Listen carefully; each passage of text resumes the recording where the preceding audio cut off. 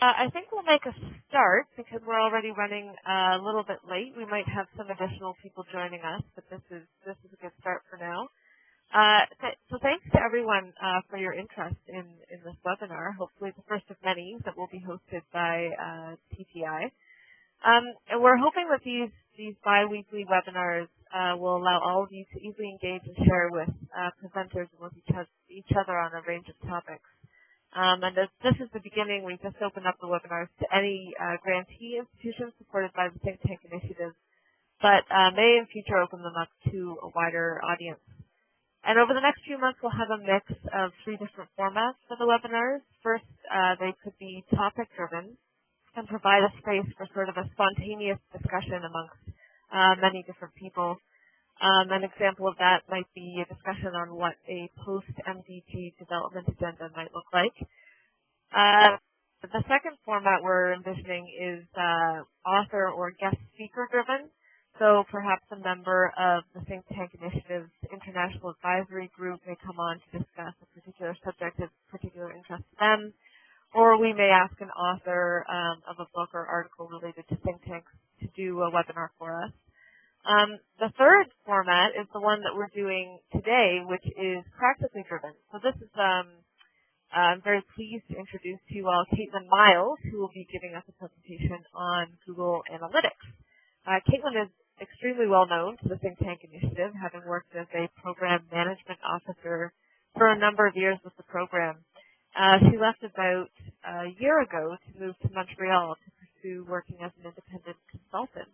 And she now specializes in monitoring and evaluation, data modeling, and making technical and quantitative ideas accessible to a general audience, which is great for us, in particular for today. She's got a background in a very wide range of topics, including physics, international development, and economics. And besides working with us here in Ottawa, she's had previous work experience in Tanzania and the Dominican Republic. So today, Caitlin's giving us a presentation on Google Analytics that will last for about half an hour, and then we'll have about a 15-minute period for any question-answer type session that you may have. So just to say again that I've muted everybody's microphone, so if you do try to speak, you won't be able to. We won't be able to hear you, so make sure you unmute your microphone if you'd like to say something. And if you do want to ask a question, you can either just unmute the microphone or you can use this raising your hand option here in WebEx, which is located at the bottom of this participant window on the left-hand side. There's a little hand. So once you click that, I'll see that you've raised your hand and I can pass it over to you for a question. So I think without further ado, I will pass this to Caitlin. And I'm just giving her presenter privileges so she can share her presentation with us. So over to you, Caitlin. All right. Let me just share the desktop. So are you able to see this? Yes. Okay, great. Okay, so my presentation today is about Google Analytics. And before I get started, I just want to mention that this presentation is available online, and the link is right there in the middle of the screen. And I'm going to bring this link up again later, so you don't have to write it down right now.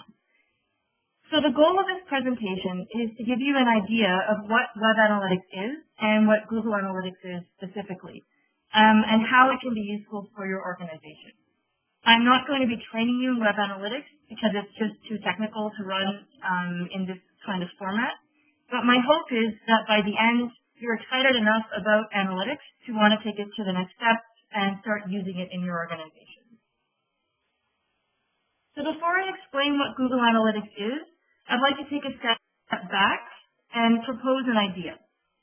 So the idea is that data about how people use the internet can help answer real-world questions. And this is becoming more and more true as people all around the world start using the internet on a daily basis for an increasing number of purposes. So there's the usual using the internet for email and searching for information. And now there's also all of the Web 2.0 functions like Twitter, Facebook, Instagram, etc. So more and more, people are using the internet to document and even in some ways to live their lives. So what's happening online can in some ways reflect what's actually happening in reality. So I have 3 examples to show how this can be true. The first example is Google flu trends. So if you're like most people, at some point in your life, you've probably gotten sick and decided to look up your symptoms on the internet. And it turns out that more and more people are doing this. So if you Google common symptoms like back pain or indigestion, you're going to find a bunch of websites that respond to the phenomenon of people Googling their own symptoms. And these websites offer diagnoses, home remedies, all sorts of other medical information. So Google, of course, is well aware of this. And what they decided to do is to start tracking trends in searches for common keywords for a very common illness, the flu. So what they're doing is they're basically looking at trends in people searching for words like fever, sore throat, etc. And what you're looking at right now is the results of Google flu trends for Canada. So at the top of the screen, there's a chart that shows the dark blue line is the information for this year, and the lighter blue lines are the information for previous years. And you'll see a big spike in 2009 that corresponds to the H1N1 outbreak. And just below the chart, there's a map of Canada, and so this is real time. I pulled this a few days ago, and you'll see that all of the provinces are currently colored in green. So they're color-coded according to how much flu activity there is in each province according to the predictions made by Google flu trends. So right now there's not very much flu because we're just at the end of the summer. And what's really interesting is if you compare the actual data collected by Health Canada from hospitals, etc., to the estimates made by Google flu trends, you'll see here that they're very close. So the Google flu trends estimates are in blue, and the health data is in orange on this chart. So very quickly, here's another example. I picked South Africa because it's in the southern hemisphere, so it's in the middle of the flu season right now. And again, you'll see the spike for 2009 H1N1, and you'll see that a couple of the provinces in South Africa are color-coded in orange because there is a high amount of flu right now going on there. And once again, the flu trends estimates are very close to the actual data for South Africa. So what's the point of this? Well, basically what Google is doing is they're using online behavior, so people's search terms in Google, in order to try to show what's going on in reality. And this turns out to be really useful because the Google flu trends are in real time, whereas the data, the official data from the government, tends to lag behind by a couple of weeks. So Google flu trends has the potential to help countries detect and react to flu outbreaks as they're happening, instead of a couple of weeks after they've already begun. So another example is the Twitter earthquake detector, and that comes from the U.S. Geological Survey. So basically, what they're doing is pretty much in the same way as Google flu trends. They're looking for the keyword earthquake whenever that shows up in a tweet on Twitter. And what's interesting is that more and more people are geocoding their tweets. So that means that they attach to their tweets the information of where geographically they're located. So apparently a lot of people, their first reaction when there's an earthquake is to tweet about it. And what they're looking for in this earthquake detector is they sort of scan the world for any outbreaks of the word earthquake on Twitter. And again, it's really useful because this is real time, it's live. Whereas the scientific alerts can take, depending on where the earthquake is happening, can take between 2 and 20 minutes to alert people to the fact that there's an earthquake going on. My third example actually comes right from Google Analytics. So what you're looking at here is a chart of visits to the IDRC website in early 2011 from people whose IP address is in Egypt. So people from Egypt visiting the IDRC website. And as I'm sure you'll remember, in early 2011, Egypt was in the middle of a revolution. And around the end of January, the government decided to abruptly just switch off the internet for a couple of days in an attempt to stop the uprising. Because, of course, people were using the internet, Twitter, email, Facebook, to organize some of the protests. So the very insignificant side effect that this had for the IDRC website is basically a flatlining in visits to the website by people from Egypt during that time. So these three examples just illustrate that information about how people are using the internet can really tell stories about what's happening in reality. So what? So what's the application for think tanks and research organizations? Well, a lot of research organizations have common goals, such as disseminating research. Caitlin, you're cutting out a little bit. Caitlin, are you still there? Recruiting. Oh, we see Good talent. Yeah. What should I do to fix that? I'm not sure if it's the. Do you have your video hooked up? No. Do I have it hooked up? Yeah. No, I don't have it running. Okay. It seems okay now. Okay, sorry. Try again from that side, I think. That's when you started to cut out. Okay. Just let me know if it cuts out again. Yeah, will do. Okay. So, as I was saying, these are some of the goals that research institutions have in the real world. And what a lot of organizations do is they use online actions in order to try to achieve these goals. So they'll send out mass emails, they'll post on websites, on message boards, Twitter and Facebook, etc. And as I'm sure you know, this takes a lot of time and effort. But if you're not using some kind of web analytics, it's really impossible to know whether you're achieving your goals, whether you're actually reaching the people you want to reach and engaging with them. So that's where web analytics comes into it. So web analytics, by definition, is the measurement, collection, analysis, and reporting of internet data for the purposes of understanding and optimizing web usage.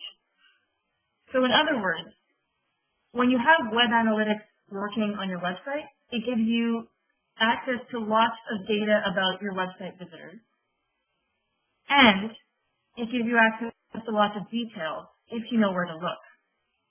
So for example, web analytics can help you understand who is visiting your website. It can't tell you the individuals that are visiting your website, but it can give you information about the aggregate.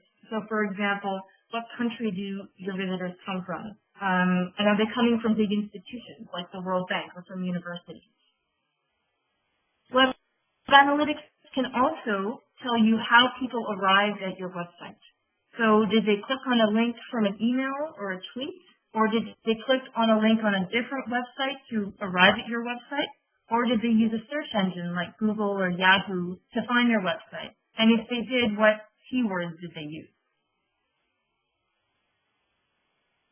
Web analytics can also tell you what people looked at when they were on your website. So what pages they viewed, and what they clicked on and in what sequence. And then finally, it can tell you how long people stayed on your website before they left. So web analytics, while not perfect, is a way to help you begin to answer these questions about the people visiting your website. So here's a quick example of how web analytics can help improve the effectiveness of your communications. And this example comes from IDRC. So every couple of weeks, communications at IDRC sends out the bulletin, which is an... Hello? Is everything okay?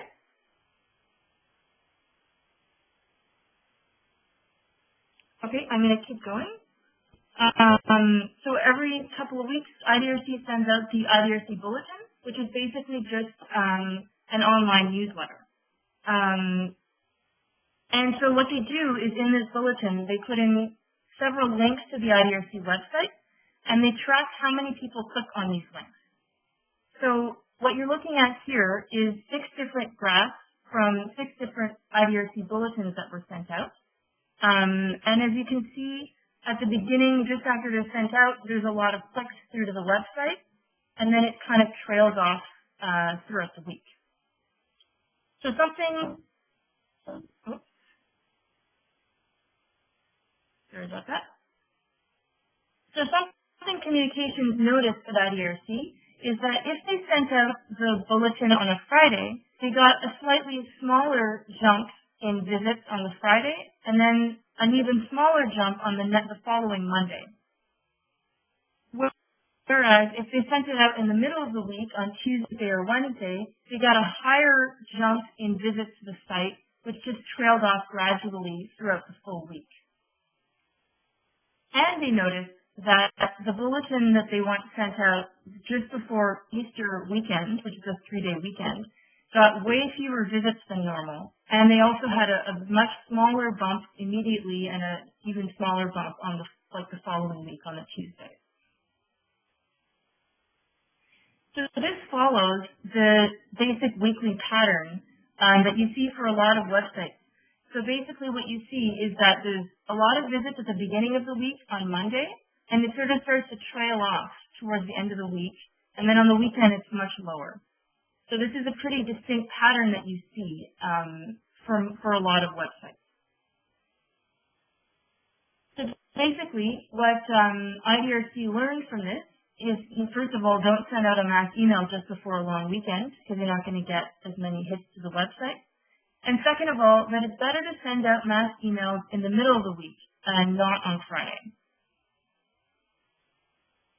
So that's just a small example of where Google Analytics provides practical insight into the practices of IDRC's web users.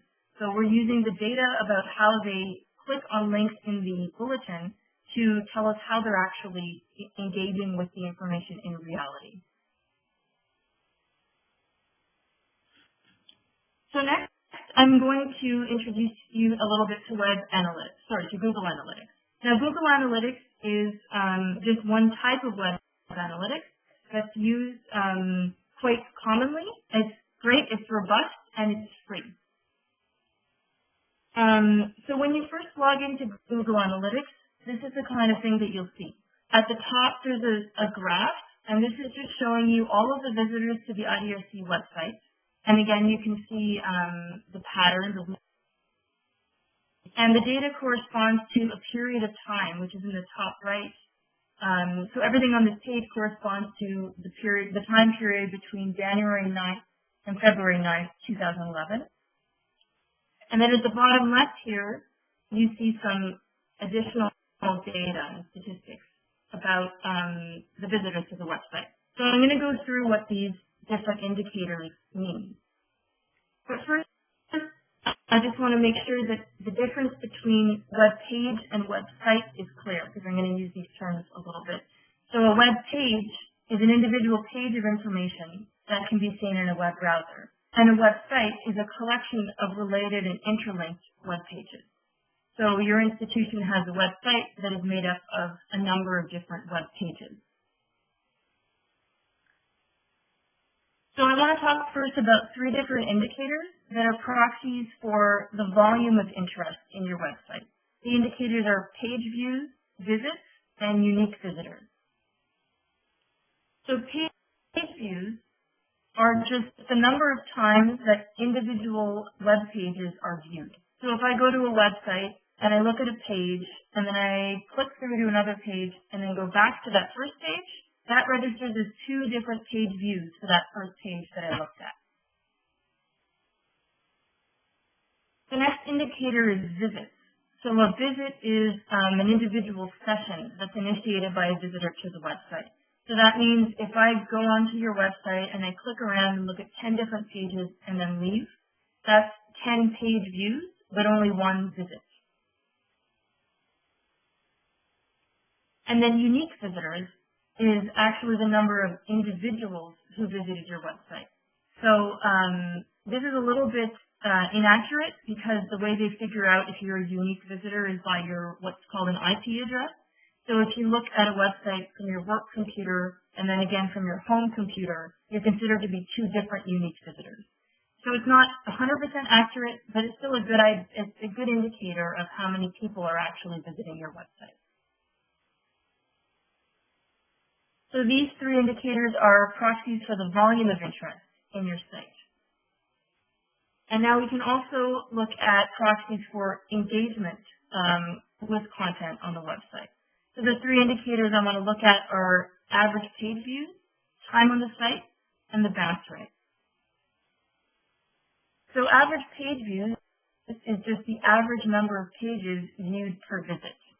And in general, you want this to be higher because the higher it is, the more people have clicked around on the website and looked at different content. The time on site is the length of time between the first session event and the last event. And an event is just whenever you click on something on a web page. So this gives you an idea of how long people spend on the site. And the higher this is, in theory, it means that the longer people spend on the site, so probably it means they're actually reading more of your content and engaging more with your website. And then finally, we have the bounce rate. So the bounce rate is the percentage of visitors who left the website after viewing only one page. So for example, if I go to a website and I don't see anything I'm interested in and I just leave without clicking on anything, that's considered a bounce. So in theory, what you want is for your bounce rate to be lower because that means that more people went to your website and actually clicked through and started reading some of your content. So those three indicators are proxies for engagement with the content. And next we have a proxy for new interest, and that's just the percentage of new visits. So people who visit the site and have never visited before. And again, this is a little bit inaccurate because analytics depends on something called cookies, which some people disable in their browsers. So if cookies are disabled, it means that every time you visit a site, you're considered to be a new visitor again. So what's important in new visits and in a lot of these statistics is to look at the trend rather than the absolute number, because the absolute number can sometimes be a little bit misleading.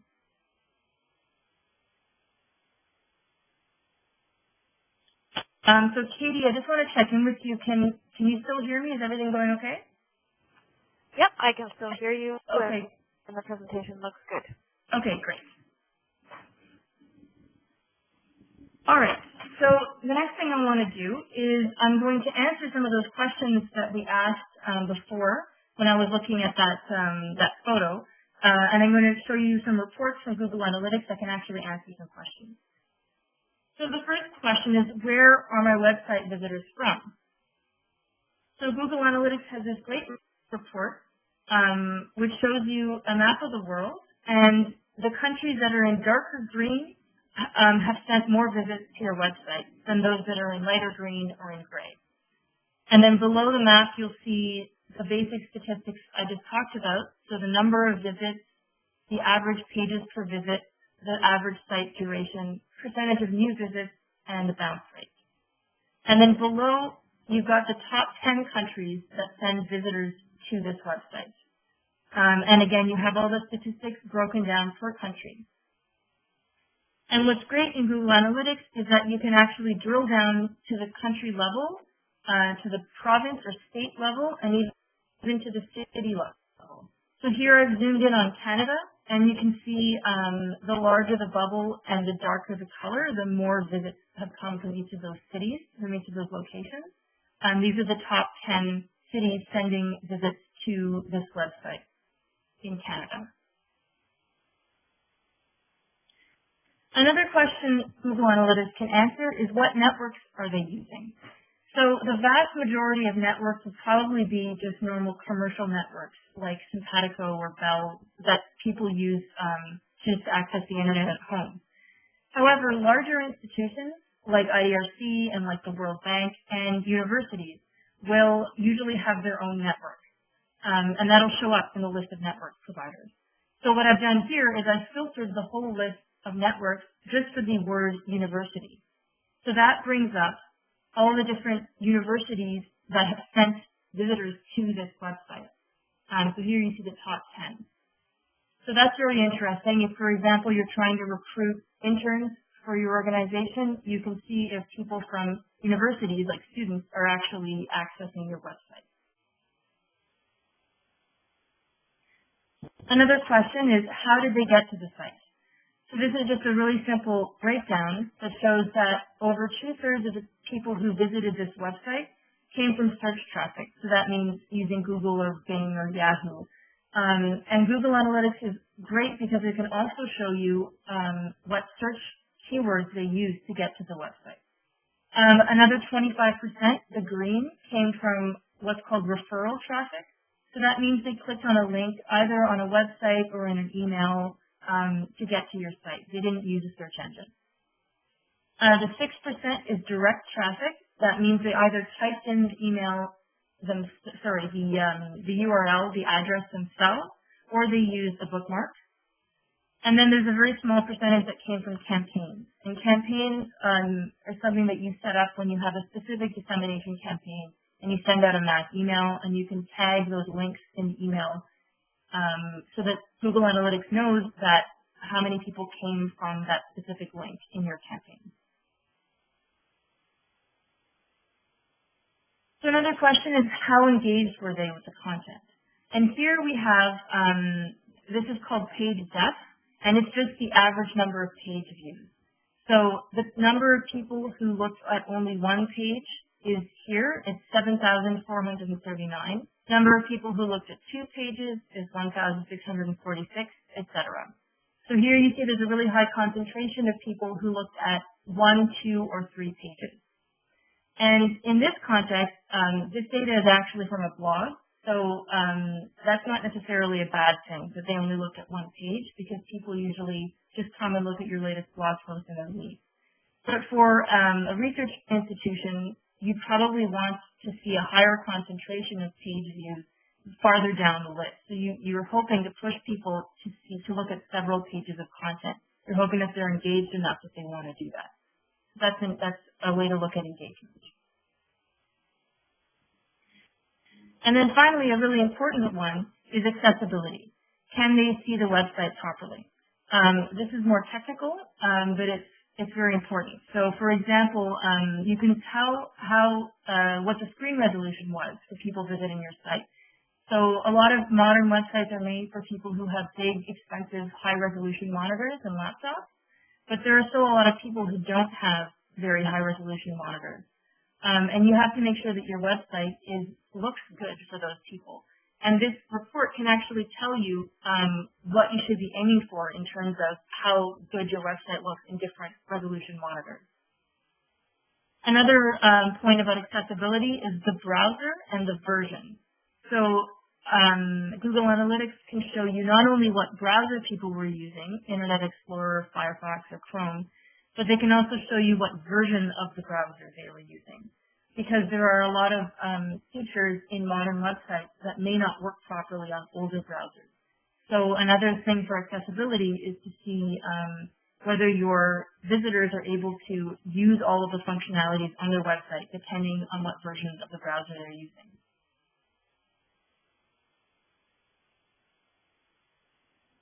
So now, hopefully you're really excited about Google Analytics and you want to rush off right away and start using it at your institution. And you need to do 3 things before you can start. First of all, you need someone with access to your website source code so that you can install what's called the tracking code on the website. You don't have to understand what this means in order to use Google Analytics, but you need to find someone who does, and it'll probably be your webmaster. This only has to be done once. And it's very technical, but if it's not done, you can't collect data. So this code basically just tells Google Analytics to start collecting data from this website. The second thing you need is a Google account, and you may already have one if you have accounts for any of these services, Gmail, Google Documents, YouTube, etc. If you don't, it's very easy to set up, and it's free. And the third thing you'll need is a little bit of training, because Google Analytics is quite user-friendly, but it is technical, and you do need to get a bit of training to get the most out of it. And the good thing is that Google Analytics offers a lot of free online training and assistance, including something called the Individual Qualification Test, which actually puts you through a series of little training sessions and videos, and then tests you on it at the end and tells you whether you're qualified as a Google Analytics person. So that's the end of my presentation, and I just want to point out a couple of useful links at the bottom here. So first of all, the link for this presentation is at the top, and if you come to the presentation, you'll be able to click on these other links. So the link for Google Analytics is there, the Google Analytics help site, and the Google Analytics IQ lesson. So that's it for me. I guess I'll hand it back over to you, Katie. Yeah, thanks very much, Caitlin. That was fantastic. So if there are any questions, remember that you're going to have to unmute your microphone, or you can put up your hand. So I guess we'll take some questions now.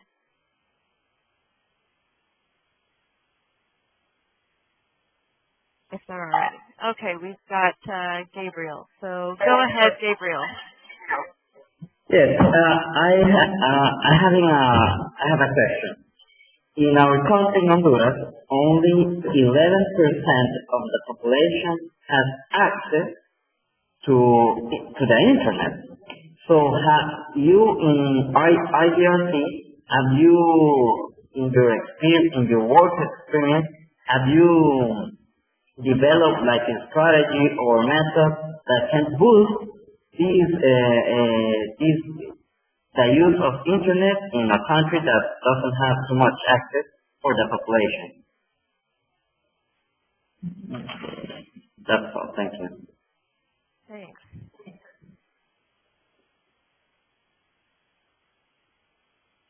I don't know, Caitlin, do you know about IDRC's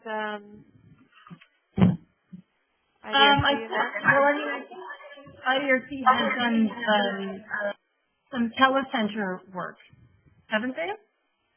But I'm not actually too familiar with what they've been doing in that regard.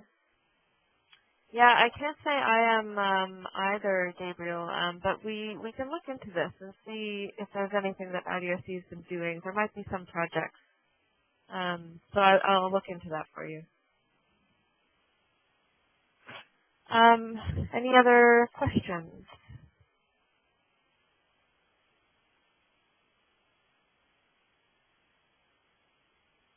Going once.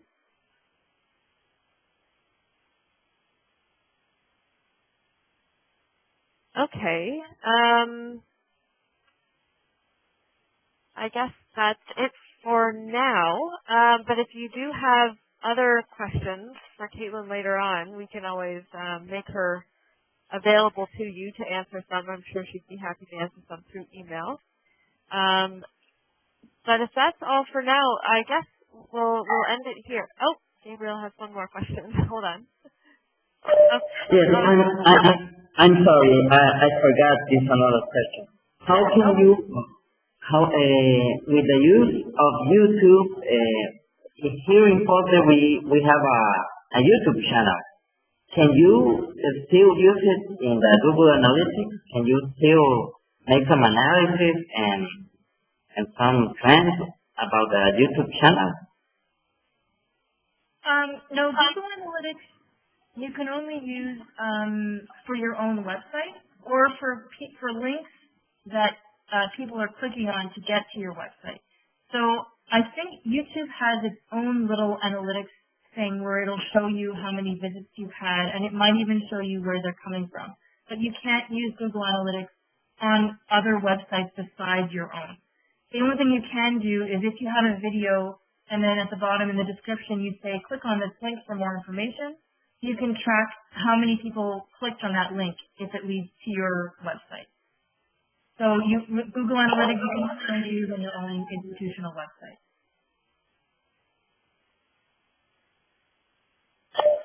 Thank you very much. You're welcome. Okay, So, Caitlin, thank you so much for this presentation. It was really great. I think we all probably learned a lot. So I will make this, let everybody know how the link to this webinar will be made available a bit later. We're going to try and put them on our website and then track how many people come to it with Google Analytics. So thanks everybody for joining, and I think we can call this first webinar a success, and we'll look forward to having you all back for the next one. Details will follow. So bye for now, everybody. Thanks very much.